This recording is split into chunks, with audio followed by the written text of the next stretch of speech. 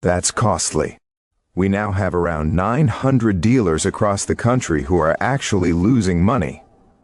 You walk onto a dealership lot, and it looks impressive at first glance. Row after row of brand new cars shining under the sun, looking perfect.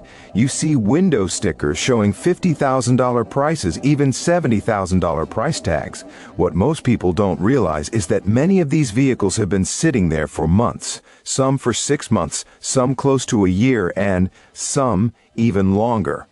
According to Car Edge data, there are more than 48,000 Jeep Grand Cherokees sitting unsold across the United States right now, with an average time on dealer lots of about 167 days. That's more than 5 months.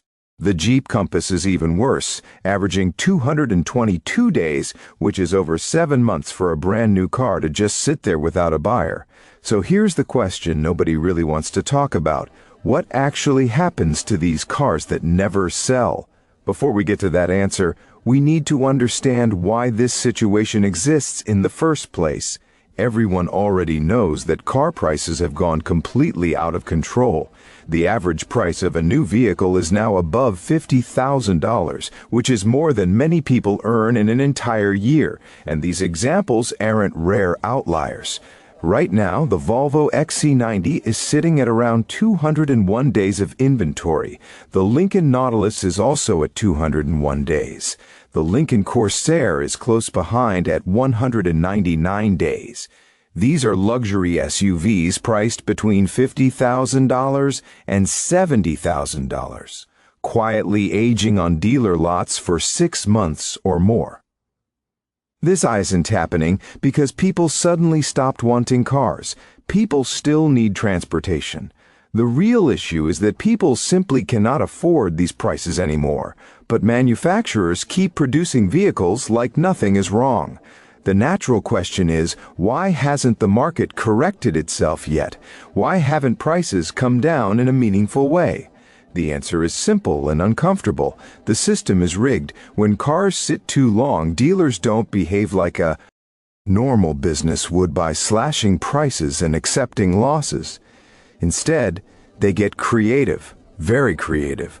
By the end of this explanation, you'll understand exactly how unsold inventory quietly disappears through a multi-layer system that most buyers don't even know exists. First, there's something critical you need to understand. Dealers do not actually own most of the cars sitting on their lots. Those shiny new SUVs and trucks are usually financed. This is called floor plan financing. It's essentially a loan where a bank or the manufacturer's finance arm pays for every car that gets delivered to the dealership. The dealer then pays interest on that loan for every single day the car remains unsold. For the first 60 to 90 days, the manufacturer often covers that interest as an incentive. After that period ends, the clock starts ticking loudly. We're talking about $25 to $50 per day in interest for each vehicle. Now think about this. If a dealer has 200 cars that have been sitting past 90 days, they could be losing anywhere from $150,000 to $300,000 every single month, just in interest payments alone. No sales, just pure loss. And if a car hits the 1-year mark, the bank usually demands what's known as a curtailment payment. That means the dealer must pay a large chunk of the principal, sometimes $5,000 or more upfront, just to keep that car on the lot. But pricing and financing aren't the only reasons these cars aren't selling. Another major issue is what buyers are actually getting for the money. Modern vehicles are packed with technology, giant touchscreens, subscription-based features, turbocharged engines replacing simpler naturally aspirated ones, CVT transmissions replacing proven traditional automatics. And here's the part almost nobody wants to openly admit. Nearly every new car now comes with built-in GPS and tracking systems. This isn't just the navigation feature you use for directions. These are systems that collect data about you. Recent reports show that about 75% of new vehicles sold today have some form of cellular connectivity, and GPS tracking installed at the factory. These systems can track where you drive, how fast you go, how aggressively you brake, and then send that data back to the manufacturer. A 2023 study revealed that all 25 major car brands reviewed failed basic privacy standards. Some were openly selling driving data to insurance companies and data brokers without customers fully realizing it. So you think you're buying a car, but in reality, you're paying $50,000 for a rolling data collector. Insurance companies love this information. They use it to adjust or raise premiums, often without clearly telling you why. In 2025, Texas sued Allstate for collecting driver data through apps without proper consent and then increasing insurance rates based on that data.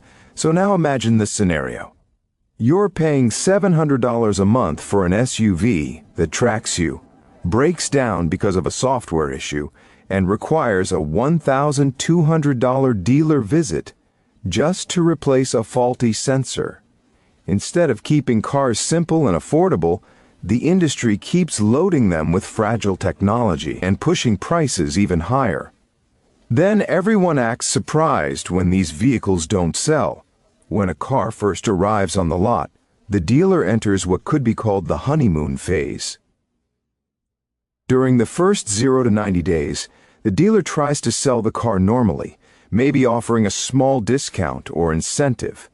If it sells, great. If it doesn't, things start to change. After about 90 days, a practice known as punching often comes into play. This is one of the dirtiest secrets in the industry. If a dealer is close to hitting a monthly sales target and just needs a few more units to unlock a massive manufacturer bonus, sometimes worth $80,000 or more, they may report cars as sold even though no customer actually bought them. This fake sale is submitted through the manufacturer's retail delivery reporting system. On paper, the car is now sold. The dealer collects the bonus money. But physically, the car never left the lot. Once this happens, the warranty clock starts running, which means the vehicle can no longer legally be sold as brand new. The dealer then rebrands it as a demonstrator, executive vehicle, or certified pre-owned car, sometimes with as little as 12 miles on the odometer. You walk in, see a nearly new certified vehicle priced a few $1,000s less than a brand new one beside it, and you think you found a deal. What you don't know is that the dealer already made money on that car through bonuses and could have discounted it much more if they wanted to. Another strategy involves converting unsold cars into service loaners. When a car won't move, the dealer assigns it to the service department and uses it as a loaner vehicle. By doing this, the dealer effectively sells the car internally, stopping floor plan interest. The manufacturer then pays the dealer a monthly allowance for using the car as a loaner. After the vehicle accumulates a few thousand miles, it gets sold as certified pre-owned, often faster and at higher profit margins than an old new car sitting untouched for a year. Driving the vehicle also prevents problems caused by lot rot, such as dead batteries, flat-spotted tires, rusted brake components, and faded paint. If that doesn't work, dealers start trading inventory among themselves. A car that won't sell in a cold climate might move quickly in a warm one. Dealer groups use inventory management software to shift aging vehicles across their network. That new arrival you see with dealer plates may have already spent months sitting at another dealership hundreds of miles away. When all else fails, the car goes to wholesale auction. Dealers send unsold inventory to large auction houses where independent dealers bid on them. The original dealer may take a loss, but at least the financial bleeding stops. Many low-mile certified vehicles you see at large used car retailers originated this way. At the manufacturer level, fleet and rental sales become another escape route. Large rental companies buy thousands of slow-selling vehicles at deep discounts, often with buyback agreements. After a year of rental use, those cars return to the market as used inventory. Some vehicles are quietly exported overseas, where American trucks and luxury SUVs can sell for double or triple their U.S. prices. Others are shipped to emerging markets, where older designs are still considered premium. In rare cases, unsellable vehicles are destroyed for legal or branding reasons, recycled for raw materials instead of being sold to consumers. The key takeaway is simple. Every unsold car represents wasted money, and the cost eventually lands on buyers. Dealers raise prices on the cars that do sell to cover losses on the ones that don't. The next time a dealer says that's the best price available, remember how many unsold vehicles are out there moving through this entire system. Know how the game works so you can play it smarter. That's it for today. If you found this helpful, please subscribe and turn on notifications so you don't miss future videos. Thank you for watching.